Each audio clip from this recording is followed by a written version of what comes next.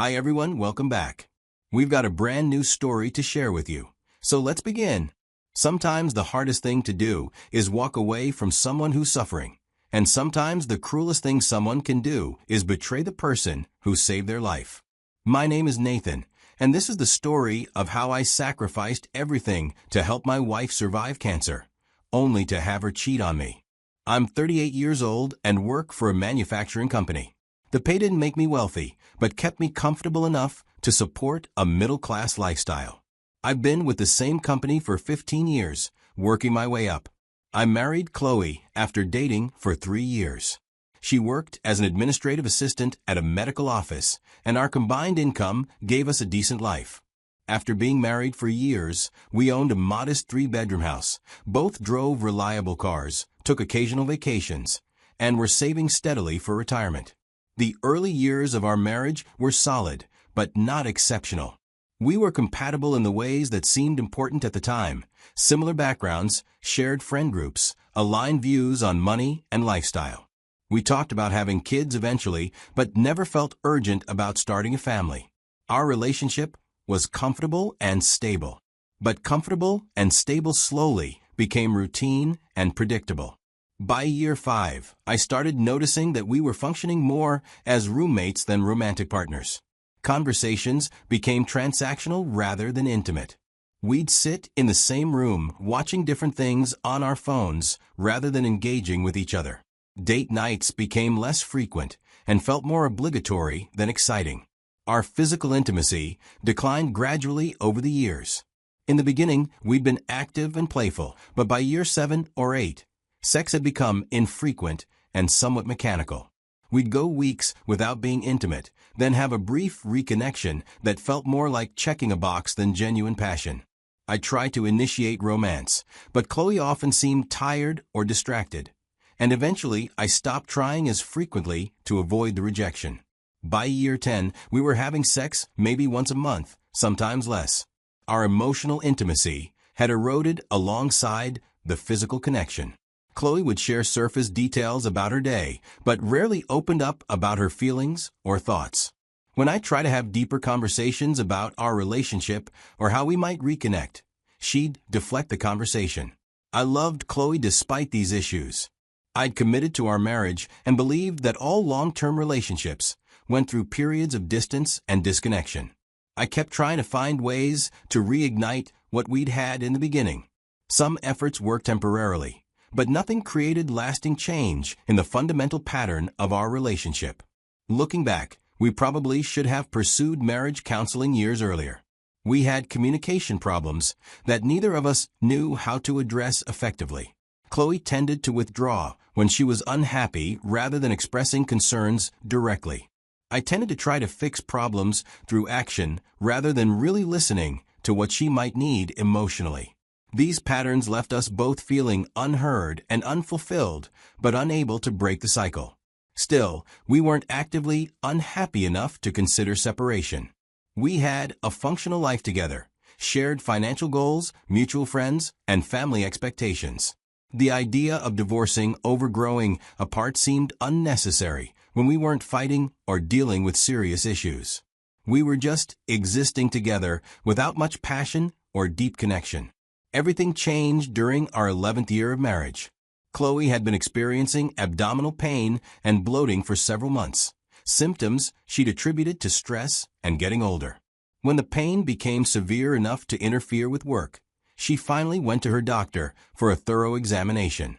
After several tests and imaging, she was referred to an oncologist who delivered devastating news. Chloe had stage 3 ovarian cancer. The diagnosis hit us like a freight train.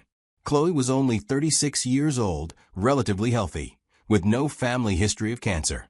The oncologist explained that ovarian cancer is often caught late because early symptoms are vague and easily attributed to other causes.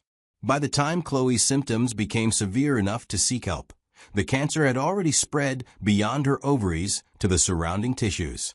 Treatment would be aggressive, immediate surgery to remove as much cancerous tissue as possible, followed by months of chemotherapy to kill any remaining cancer cells. The oncologist was optimistic about her chances given her age and overall health, but made clear that the next year would be grueling. Chloe would likely lose her hair, experience severe nausea and fatigue, and face a range of other side effects from the chemo drugs. In that moment, sitting in the oncologist's office, while Chloe cried and struggled to process the diagnosis, I made a silent commitment. This was my chance to show her how much I loved her, to prove that our marriage meant more to me than the routine and distance that had characterized recent years. I would be the husband she needed, the support system that would help her survive this nightmare. The sacrifices started immediately. Chloe needed surgery within 2 weeks, which meant I had to rearrange my work schedule to be available for pre-op appointments, the surgery itself, and her recovery period. My boss was understanding, allowing me to work remotely when possible and take time off for medical needs, but my career advancement essentially stopped. Projects I'd been leading were reassigned, and I dropped out of consideration for a promotion I'd been working toward for over a year. The financial impact was immediate and staggering. Chloe had to take medical leave from her job, which meant we lost her income entirely while gaining massive medical expenses. Even with insurance, we faced substantial deductibles, copays for every appointment and treatment, and countless out-of-pocket costs for medications, supplements, and comfort items that insurance didn't cover. I started pulling money from our savings account to cover these expenses. The emergency fund we'd built over the years disappeared in the first 2 months. Then I started cashing out portions of my retirement account, accepting the early withdrawal penalties because we needed money now, not in 30 years. I took out a home equity line of credit to keep us afloat when our regular accounts ran dry.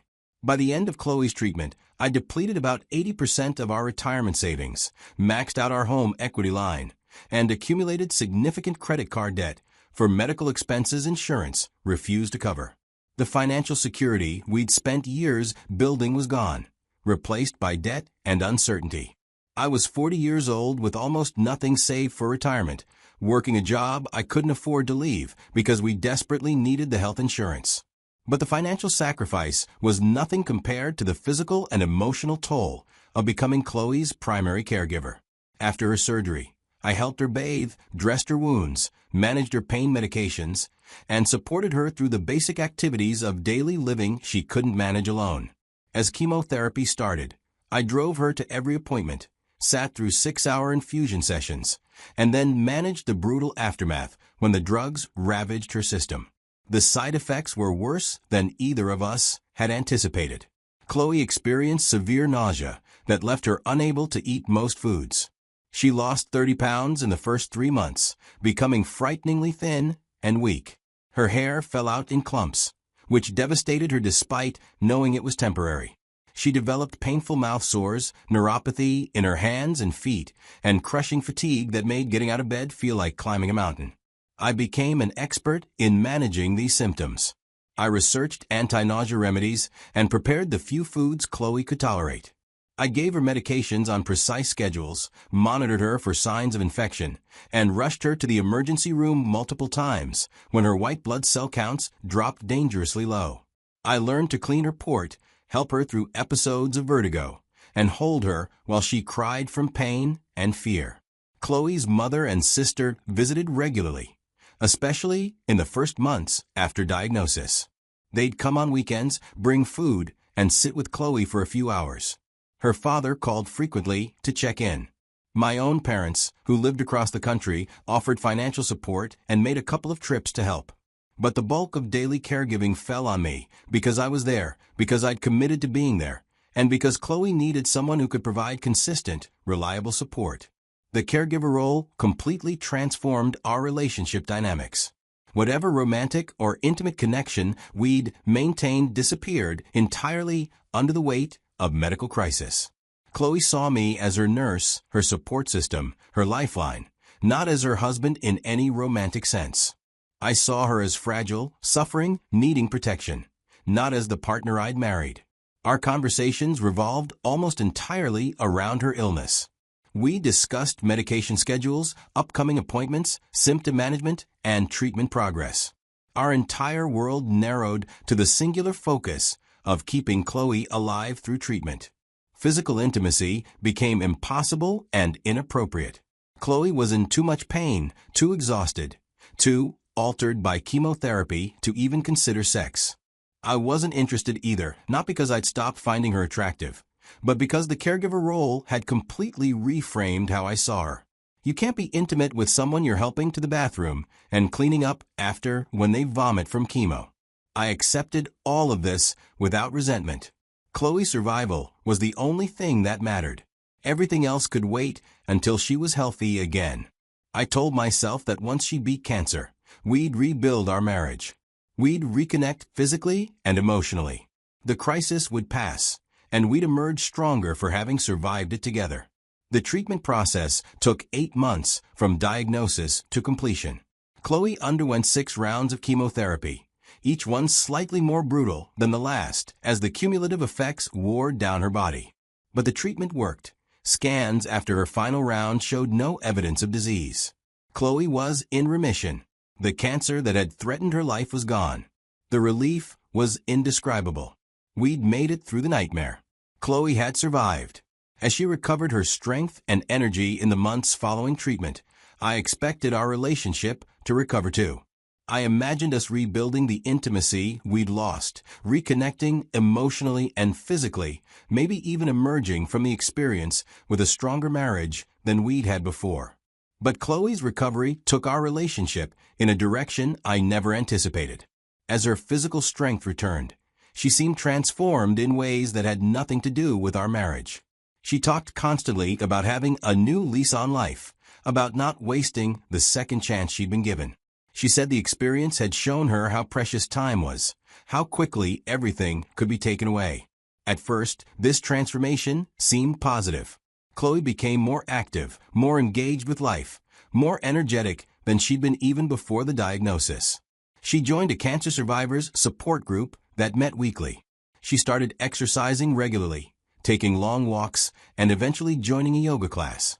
She seemed happier and more vibrant than I'd seen her in years. But I began noticing concerning patterns in her behavior.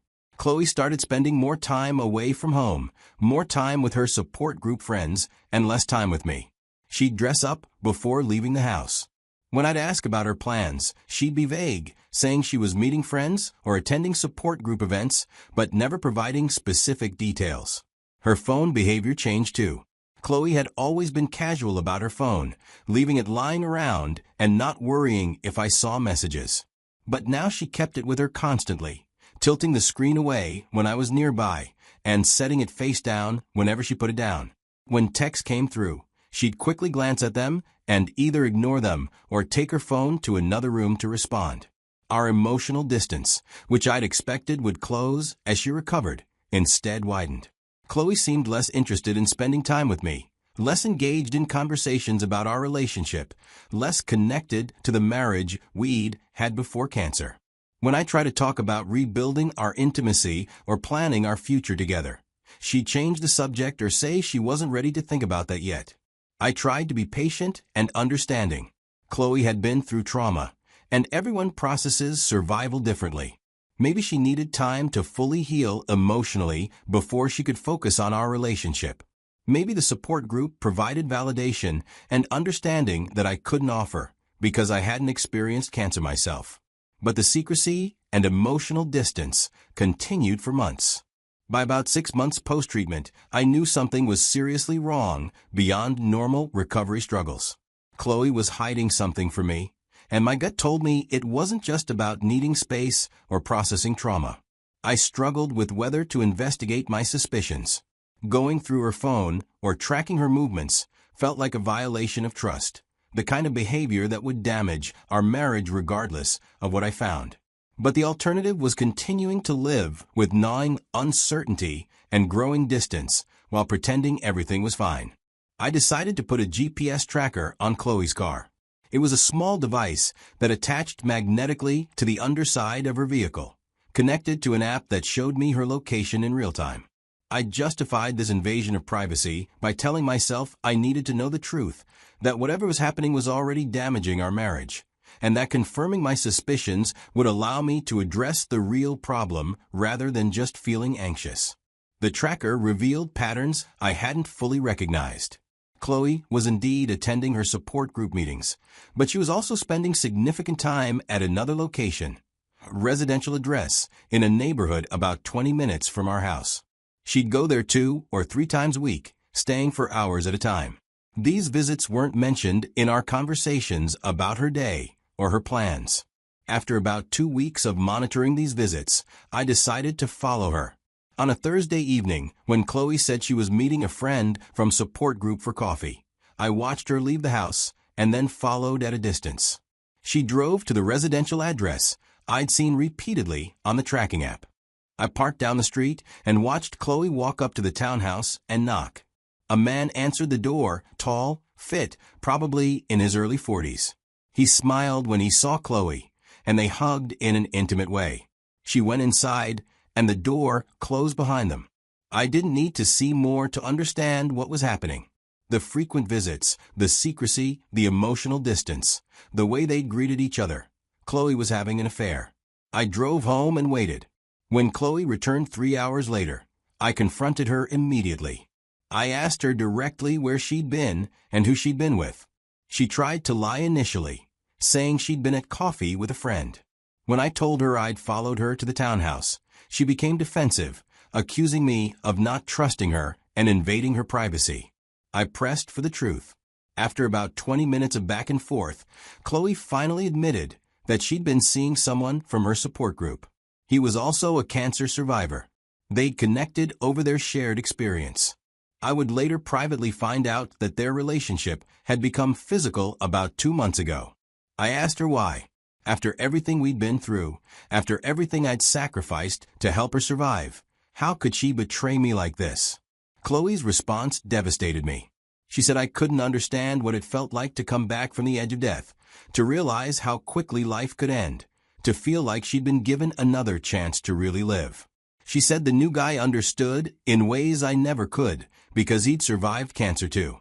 She said she needed excitement, passion, intensity, all things our marriage hadn't provided in years.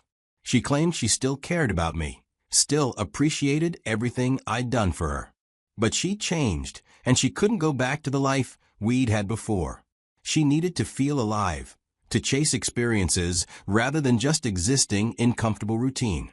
I listened to her justifications, feeling numb. All the sacrifices I'd made, the depleted savings, the stalled career, the months spent caring for her through brutal treatment, had meant nothing. Or worse, they'd put me in the role of caretaker rather than passionate partner, making me part of the life she wanted to escape rather than the life she wanted to build. That night, I told Chloe I wanted a divorce.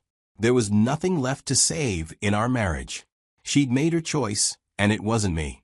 I'd given everything I had to help her survive, and the moment she could, she'd chosen someone else. Chloe seemed surprised that I was willing to end things so definitively. She suggested we could try counseling, that maybe we could work through this if I could understand what she'd been feeling. But I was done. I'd been present for the worst of her experience, had sacrificed my own well-being and financial security for her survival, and she'd repaid that by betraying me the first chance she got. The financial reality of divorce was grim. I'd already depleted most of our savings and retirement funds on Chloe's medical care. I had significant debt from the home equity line and credit cards. It was like I was starting over financially from a position worse than when I'd graduated college. But staying in a marriage where I'd been betrayed seemed worse than any financial hardship. I consulted a divorce attorney who laid out the process and likely outcomes. North Carolina allows for no-fault divorce, but we'd have to be separated for a year before the divorce could be finalized. Asset division would be complicated because I depleted marital assets for Chloe's medical care, which meant I'd be rebuilding from deep in the hole. I filed for separation and moved into a small apartment, taking only my personal belongings and leaving Chloe in the house we'd shared. The legal process began, exchanging financial disclosures, negotiating preliminary terms, scheduling mediation sessions to divide our limited assets and substantial debts. The divorce proceedings dragged on for months. Every financial document we had to review reminded me of what I'd sacrificed and how it had been for nothing. Statements showing the depletion of retirement accounts, medical bills I'd paid, credit card charges for comfort items and medications. All evidence of my commitment to a marriage Chloe had already mentally left. About 4 months into our separation, I received a call from Chloe that changed everything again. The cancer had returned, and it had come back aggressively. Her routine monitoring scan had shown multiple tumors in her abdomen. The oncologist was recommending immediate surgery, followed by even more intensive chemotherapy than the first round. Chloe was calling to tell me because, despite everything, I was still her husband. We were separated, but not yet divorced. And more than that, she was hoping I'd reconsider the divorce and be there to support her through treatment like I had before. I sat with my phone pressed to my ear, listening to her cry and explained the diagnosis, feeling a sickening mixture of emotions I couldn't untangle. Part of me felt genuine compassion for what she was facing. Cancer is horrifying regardless of relationship status, and I wouldn't wish that suffering on anyone. But another part of me was burned out beyond recovery. I'd given everything I had the first time, my savings, my career advancement, my physical and emotional energy, my entire life for months. I'd emerged from that experience financially devastated and then been rewarded with betrayal. The thought of going through it again, of sacrificing myself for someone who'd already shown me how little my sacrifices meant to her, felt impossible. I told Chloe I was sorry she was facing this again, but that I couldn't be her caregiver this time. I'd already given all I had, and she'd broken us when she chose to cheat rather than work on rebuilding our marriage. I couldn't carry this burden again for someone who'd shown me I was just a means to her survival rather than someone she actually valued. Chloe begged me to reconsider. She said she'd made a mistake, that she'd been confused and afraid. She promised she'd end things with her affair partner, that we could rebuild if I'd just help her get through treatment. But her words rang hollow. She wasn't asking to rebuild because she loved me or valued our marriage. She was asking because she needed a caregiver and knew I was capable and willing to sacrifice myself. She'd already shown me that the moment she didn't need me, she'd chosen someone else. Why would this time be any different? I maintained my position. The divorce would continue. I hoped she'd find support through treatment, but I couldn't be that support this time. I'd sacrificed enough. The next several months were brutal in ways I hadn't anticipated. Chloe's aggressive cancer treatment made the divorce proceedings complicated. Court dates had to be rescheduled around her chemotherapy schedule. Asset division negotiations were delayed because she was too sick to participate effectively.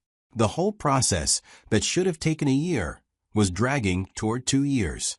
Chloe tried repeatedly to contact me during this time, asking me to reconsider, to visit her, to help her through particularly difficult moments. I maintained firm boundaries, communicating only through my attorney and refusing direct contact. It felt cruel, but I knew that if I gave an inch, I'd be pulled back into the caregiver role that had already cost me so much. Through mutual friends and the small social network of our town, I heard updates about Chloe's condition. The treatment wasn't working as well this time. The cancer was more aggressive, less responsive to chemotherapy. She was struggling more with side effects, losing more weight, spending more time hospitalized with complications. I also heard that the people Chloe had prioritized during her recovery weren't stepping up the way I had.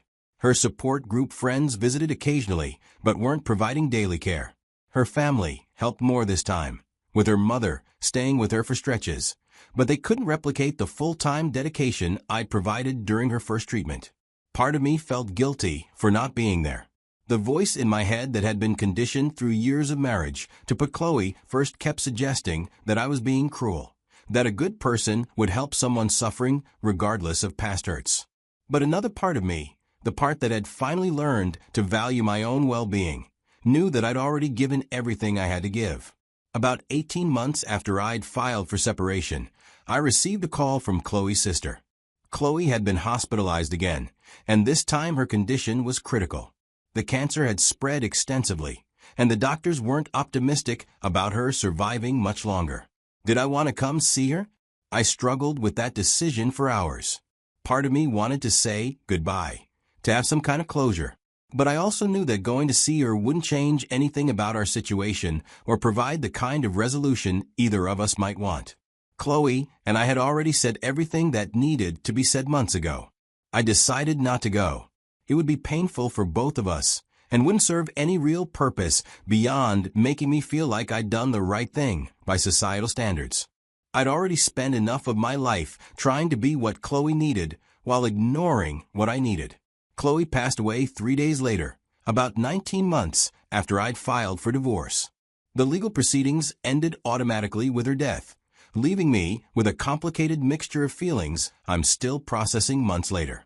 I genuinely grieve for Chloe's death. She was too young to die, and cancer is a horrible way to go.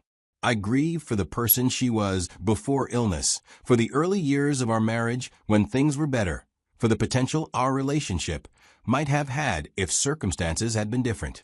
But I also recognize that I'd already lost Chloe years before her actual death. I'd lost her to the distance and routine that had characterized our marriage before cancer. I'd lost her again during treatment when our relationship transformed into caregiver and patient. And I'd lost her finally when she chose betrayal over rebuilding what we'd had.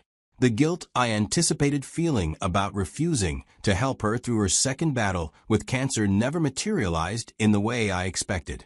Yes, I feel sad that she suffered and died. But I don't regret my decision to prioritize my own survival over hers. I'd already sacrificed everything once, and it hadn't been valued or reciprocated.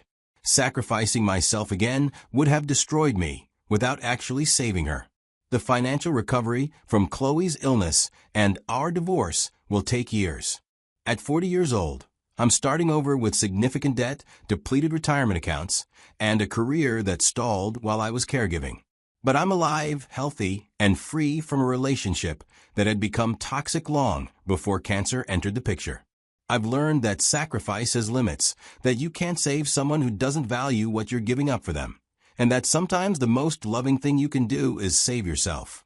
Chloe's death was tragic, but staying in a marriage where I was valued only for what I could provide rather than who I was would have been its own kind of death. If you're in a situation where you're sacrificing everything for someone who doesn't reciprocate, where your efforts are taken for granted or actively undermined, know that you have the right to stop. You can't pour from an empty cup, and you can't save someone who doesn't want to be saved by you specifically. Sometimes the hardest and bravest thing you can do is walk away from someone who's suffering. Not because you don't care, but because you've already given everything you had to give, and giving more would destroy you without actually helping them. Your life and well-being matter too, even when someone else's situation seems more urgent or sympathetic. I'll always carry complex feelings about Chloe's illness and death. But I don't regret choosing my own survival when faced with the choice of sacrificing myself again.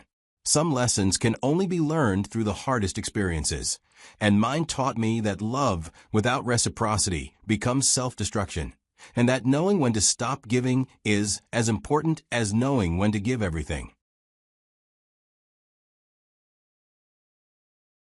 Some people ruin their lives and never fully grasp how or why they did it. My wife, Francesca, is one of those people. Hi everyone, welcome back. Thanks for joining us today. We've got a brand new story to share with you, so let's begin. My name is Matthew, and if you've ever been blindsided by someone you trusted, this story might just hit home. I thought Francesca, my wife, was my biggest supporter. I was wrong. This is the story of how I caught my wife cheating on me with my boss. And the moment I saw it for myself, I knew nothing would ever be the same again. You know, I've always believed that hard work pays off. That if you put in the time, the effort, the sacrifice, eventually you'll see the rewards. I worked at Sterling Enterprises, one of the most prestigious firms in the industry. While some of my colleagues left the office at 5 p.m. sharp, I stayed behind, making sure every report was flawless and every strategy airtight. I wasn't just doing the bare minimum, I was investing in my future. And now, it was finally about to pay off because the company would be holding the annual Sterling Enterprises dinner. It was formal, exclusive, and high stakes. Promotions weren't just sent out in emails. They were announced in front of hundreds of executives, clients, and employees. If you got called up that night, it meant your work was recognized, that you were on your way to something bigger. And I was one of the top contenders. I knew my name was in the discussion for a major promotion. This wasn't just about getting a new title. It meant higher pay, more opportunities, and real power in the company. That night was supposed to be a celebration. Not just for me, but for us.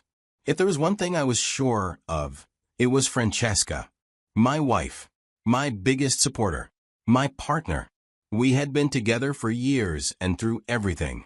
She wasn't just my wife. She was the person who made me believe in myself even when I doubted. I never once questioned her loyalty. I never had a reason to. At least that's what I thought. The night of the company's annual dinner had finally arrived. The venue was exactly what you'd expect from a firm like Sterling Enterprises. I felt proud not just because of my career, but because of who was standing beside me, Francesca. Francesca looked incredible. She had always been effortlessly beautiful, but tonight she carried herself with an elegance that turned heads the moment we walked in. I introduced her to my colleagues and, as always, she knew exactly what to say, exactly how to hold a conversation. And people loved her for it. She smiled, laughed, and made small talk, completely at ease in a room full of high-powered executives. Even some of the senior partners, the ones who barely acknowledged most employees, were drawn to her. I stood beside her, watching, basking in the admiration she received. This was my wife, my partner, the woman I had built my life with. And in that moment, I felt proud to have her by my side. But as the night went on, I started noticing things. Francesca, my wife, seemed to be gravitating toward Gerald, my boss. A man with power, influence, and connections. He wasn't just respected in the company. He controlled opportunities. He decided who moved up and who stayed stagnant. At first, it seemed harmless. She was just being friendly, right? I told myself, she's just being polite. She's just making conversation. But my gut was telling me otherwise. At a point, Gerald leaned in, saying something I couldn't hear, and Francesca smiled. I felt like an outsider, like I was watching something unfold that I didn't understand. And for the first time that night, I felt uneasy. Hours later, Francesca leaned in close, placing her hand lightly on my arm. "I need to take this," she said, lifting her phone slightly. I glanced at the screen, no name, just a number. So I just nodded. "Yes, sure. I'll be here." She smiled, squeezed my arm, and walked off, disappearing into the sea of well-dressed executives and servers carrying trays of champagne. At first, I didn't think anything of it. I kept my focus on the conversations around me, nodding along as my colleagues discussed market trends and upcoming projects. But then, 20 minutes passed. Francesca was still gone. I casually glanced around the room, expecting to see her somewhere, maybe near the bar or chatting with another guest. Nothing. Another 5 minutes. I checked my phone. No messages from her. Maybe she stepped outside where it was quieter. Maybe the call was just taking longer than expected. I turned back to my conversation, trying to push away the slight unease creeping up my spine. But then another 5 minutes. Now it had been 30 minutes since she left. And suddenly I wasn't so sure anymore. I felt someone nudge my arm, snapping me out of my thoughts. It was Eric, one of my colleagues. We weren't exactly close, but we had worked together enough times to have a decent rapport. He leaned in slightly, swirling the whiskey in his glass, and muttered just loud enough for me to hear. "You're a patient man, bro. If my wife was that close to my boss, I'd have questions." I let out a laugh. "What are you talking about?" I asked, keeping my voice casual. Eric took a slow sip of his drink and shrugged. "Come on, man. We all see it. She's been cozying up to Gerald all night." Laughing, touching his arm, giving him those looks. I didn't respond. I couldn't. I just smiled and told him my wife was being friendly. By now, the unease sitting in my stomach had turned into full-blown suspicion. I checked my watch. 35 minutes had passed since Francesca had excused herself to take a call. I started scanning the room, looking for her familiar figure in the crowd of executives, servers, and colleagues. But no matter where I looked, she wasn't there. I checked near the bar, thinking maybe she had run into an old friend. Nothing. I glanced toward the balcony, a place where guests often stepped out for air. Empty. That's when it hit me. I hadn't seen Gerald in a while either. A cold realization crept up my spine as my mind started connecting the dots. My heartbeat picked up as I moved through the venue, my pace quickening with each step. The conversations around me faded into background noise. I wasn't even sure where I was headed. My feet just moved, driven by an instinct I desperately wanted to be wrong about. As I turned into one of the quieter hallways, I passed the restrooms, and that's when I heard a low murmur, voices barely audible through the thick doors. I slowed my steps, straining to hear, my mind already racing. Then I heard something else, a muffled moan. I took a step forward, then another, stopping just inches from the restroom door. My heart was hammering against my ribs, but I forced myself to call out, "Francesca?" Silence. I swallowed hard, my voice firmer now.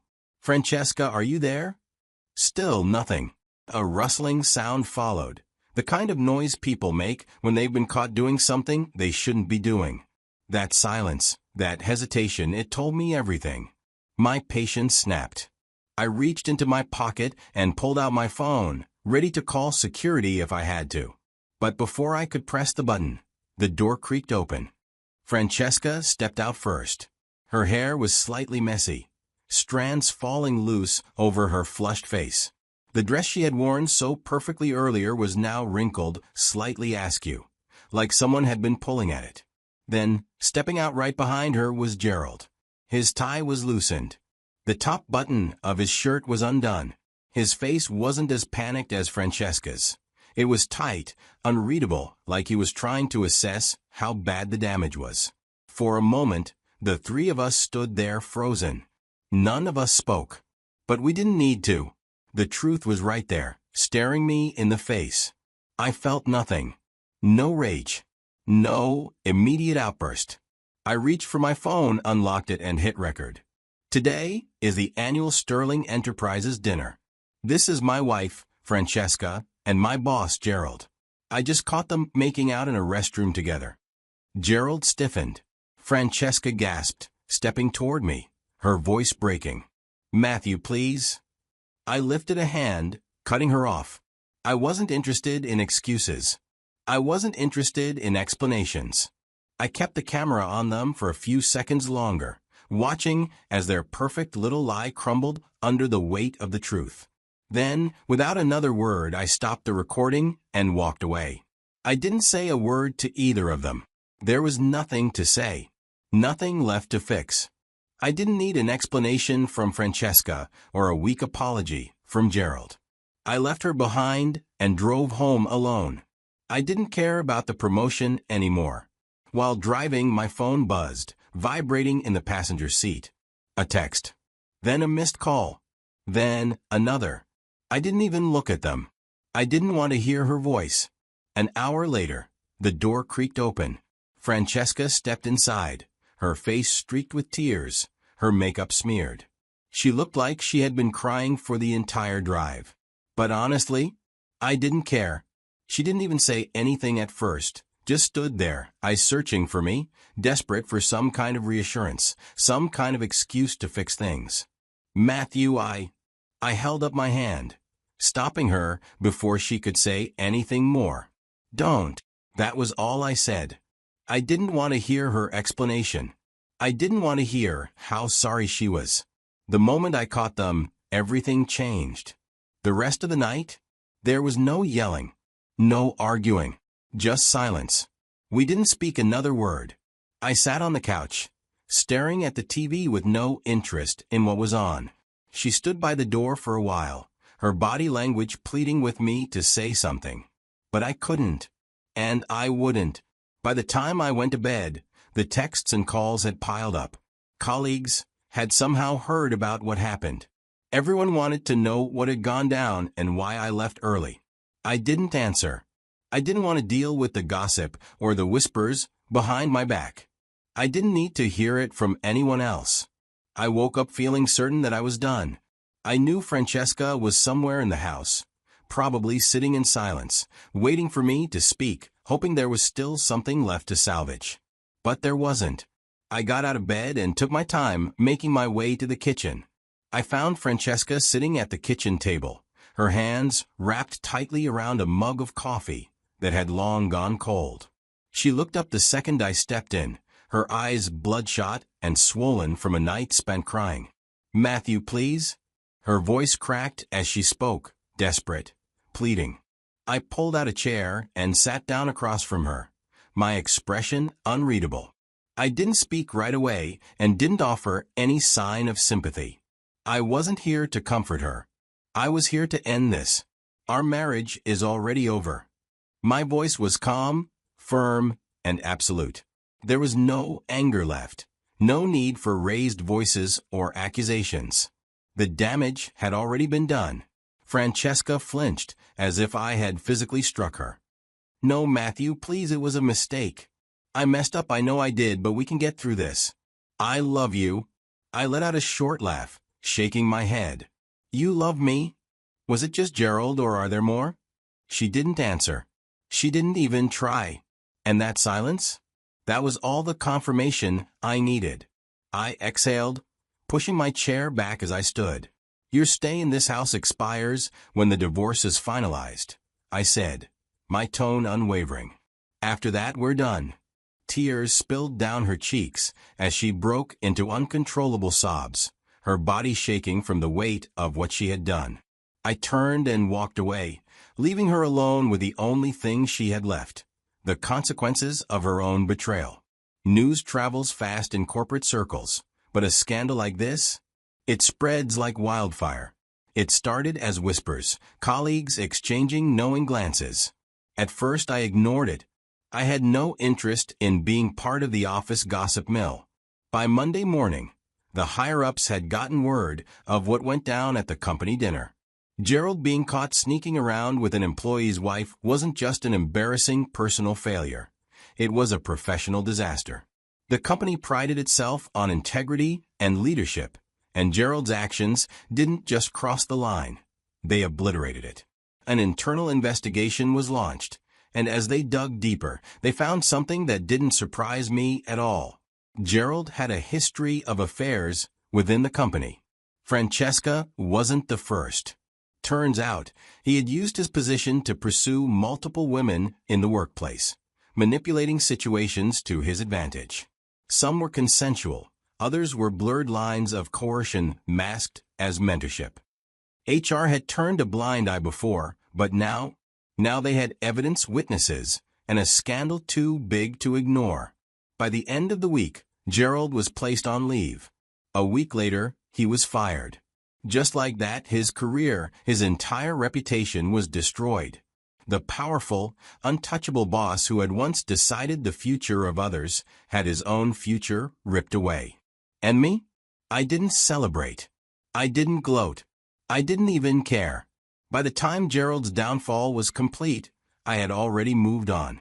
Francesca, on the other hand, she still didn't get it. Even after the dust settled, even after everything came crashing down, she still looked at me with those same desperate, confused eyes, as if she couldn't understand why it had all fallen apart. Some people ruin their lives and never fully grasp how or why they did it. She was one of them, and honestly, that wasn't my problem anymore. Weeks passed after our separation. My life started to feel normal again. Work was steady, my routine was back, and for the first time in a long time, I felt like myself. And then one night my phone buzzed. A single message. "I miss you. Can we talk?" I stared at the screen, letting the words sink in. I read it. I deleted it. And I moved on. No response. No closure conversation. She made her choices. And I made mine. So, what would you have done? Would you have given her another chance? Would you have stayed and tried to fix it? Or would you have done what I did? Walked away? No second chances, no explanations. Here's the truth. Some betrayals can't be undone. Some people will only realize what they lost when it's too late. And by then, you won't even care anymore. Thanks for watching. If you've ever been in a situation like this, drop a comment. Let me know, what would you have done?